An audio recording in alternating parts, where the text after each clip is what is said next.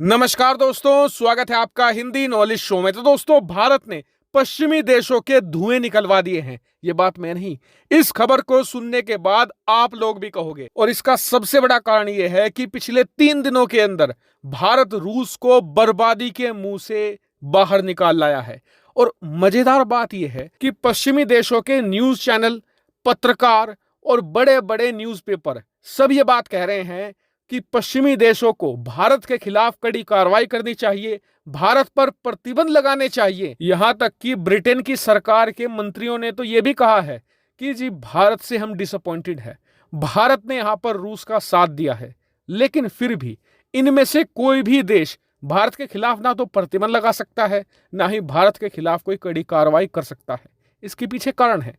कारण यह है कि इन सबको पता है कि इनका असली दुश्मन रूस नहीं है। असली दुश्मन होने वाला है चीन, जो रूस से कई गुना ताकतवर बन चुका है, कई गुना ज्यादा कैपेबल है। और अगर चीन को आने वाले कुछ सालों में नहीं रोका गया तो चीन पूरे वर्ल्ड को रूल करेगा। और अगर चीन को रोकना है तो सिर्फ एक ही जवाब है, भारत। भारत के बिना चीन को ना रोका जा सकता है, ना तोड़ा जा सकता है, ना ही हराया जा सकता है। क्योंकि चीन को आप यूरोप या अमेरिका में रहते हुए नहीं हरा सकते। चीन के आसपास आपको एक बड़ी डोमिनेंट फोर्स चाहिए, और भारत इस समय एशिया के अंदर वो अकेली डोमिनेंट फोर्स है जो चीन से टक्कर ले सकती है। ऐसे में पश्चिमी देशों के हाथ बंधे हुए हैं कि उन्हें भारत का साथ चाहिए ही होगा, वो भारत पर कोई भी कार्रवाई नहीं कर सकते। और इसी मौके का फायदा भारत ने उठाया है और रूस को इस समय बर्बाद होने से तो भारत ने बचा ही लिया है। और रूस को कहीं ना कहीं अब यह पता चल चुका है कि जब कठिन वक्त आया, जब मुश्किल वक्त आया, तो भारत वो देश था जिसने पश्चिमी देशों के खिलाफ खड़े होकर उसकी मदद करी है। लेकिन अब जान लेते हैं कि ऐसी कौन सी बर्बादी थी जो भारत ने रोकी है। तो देखिए, आप सभी लोग जानते हैं कि रूस यूक्रेन युद्ध रूस के हिसाब से नहीं जा रहा है। रूस चाहता था कि 3-4 दिन के अंदर सब निपटा दिया जाए, लेकिन तीसरा हफ्ता भी अब बीत चुका है और लगातार संघर्ष जारी है। और आप ये भी जानते होंगे कि जब टैंक मूव करते हैं, लड़ाकू विमान उड़ते हैं, तो इनका एक एक घंटे का खर्चा कई कई सौ मिलियन डॉलर होता है। और रूस की अर्थव्यवस्था तो पहले से ही बहुत कमजोर है, क्योंकि पश्चिमी देशों ने पहले से ही इन पर प्रतिबंध लगाए हुए हैं। ऐसे में रूस पर लगातार खर्चा बढ़ रहा था, इकोनॉमी कोलैप्स होने की कगार पर थी।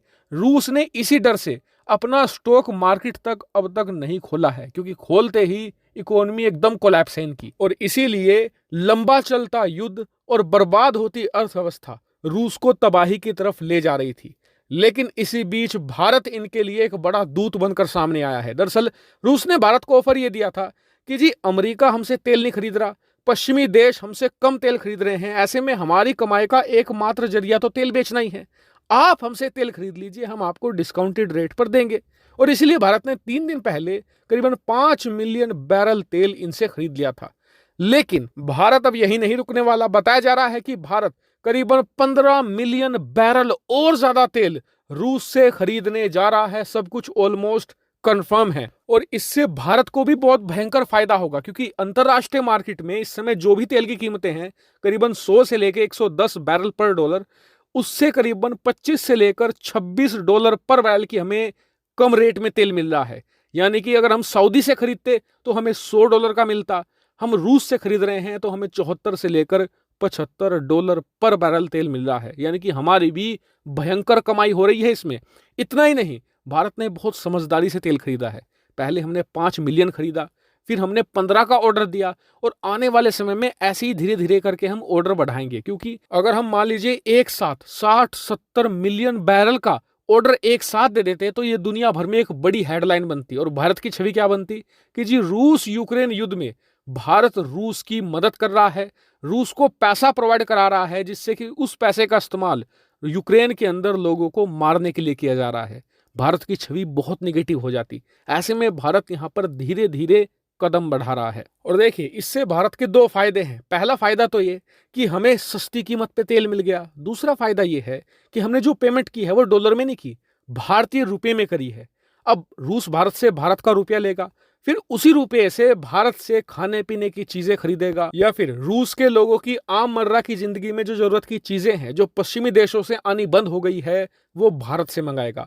इससे भारतीय रुपए की कीमत बढ़ेगी, भारत का एक्सपोर्ट बढ़ेगा, भारत रूस का व्यापार भी बढ़ेगा, यानी कि इसमें फायदा ही फायदा है और रूस का भी फायदा है, क्योंकि उसे इतने कठिन समय में इतना ज्यादा पैसा मिल रहा है जो उसे बड़ी मदद देगा। हालांकि इस पूरी सिचुएशन पर आप क्या सोचते हैं, कमेंट करके बताइएगा। फिलहाल इस वीडियो में इतना ही। Thank you very much for watching video.